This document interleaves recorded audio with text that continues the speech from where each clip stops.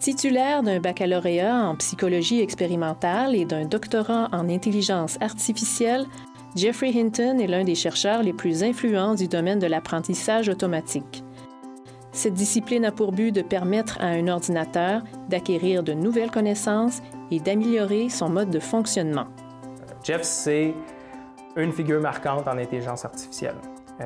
Il a marqué le développement du domaine, puis il fait partie finalement des figures dans l'histoire de l'intelligence artificielle dont on va parler encore longtemps, qui ont vraiment permis des avancées substantielles dans le domaine. Je pense que Jeff est une personne qui aura su attirer une quantité assez importante, très importante, des dizaines de chercheurs de très haut calibre, et qu'il a su leur transmettre son intérêt de la science, ses idées, ses concepts, de telle sorte que ces chercheurs ont pu bâtir sur ces idées et ces concepts et développer des approches qui vont avoir un impact et qui ont déjà des impacts dans la vie de tous les jours. Je dirais qu'au début, il a contribué à nourrir ma passion pour la science parce qu'il a amené, à travers sa créativité, une source incroyable de révélation. Ces moments de eureka qui nous remplissent tellement, nous les chercheurs, qui donnent un sens à ce qu'on fait. Il m'a apporté ça.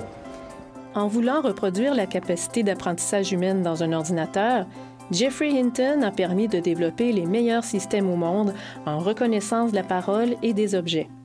Ses contributions ont eu un impact considérable dans l'industrie.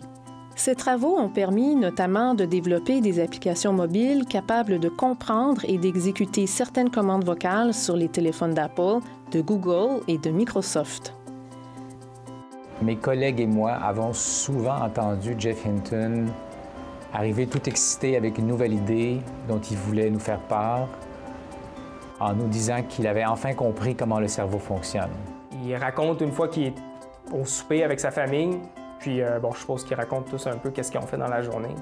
Et puis lui, il commence en disant « J'ai trouvé comment le cerveau fonctionne ». Puis sa fille de dire « Ah, papa, pas encore ».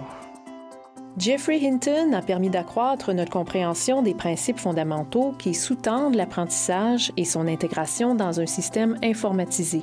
Récipiendaire de nombreuses distinctions et reconnaissances éloquentes, il a toujours su demeurer fidèle à ses convictions. Comme personne, c'est quelqu'un d'authentique, quelque chose que je respecte énormément.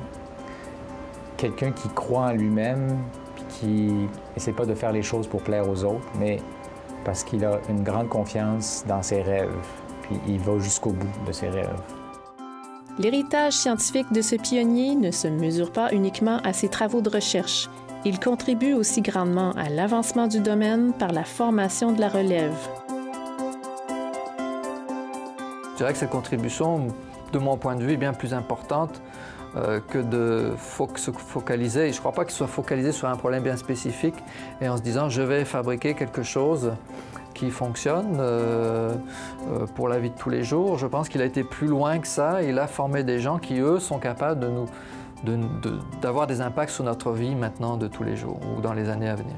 Autant qu'il va très bien encadrer les gens avec qui il travaille, il va aussi lui donner la liberté qui est nécessaire là, pour s'épanouir.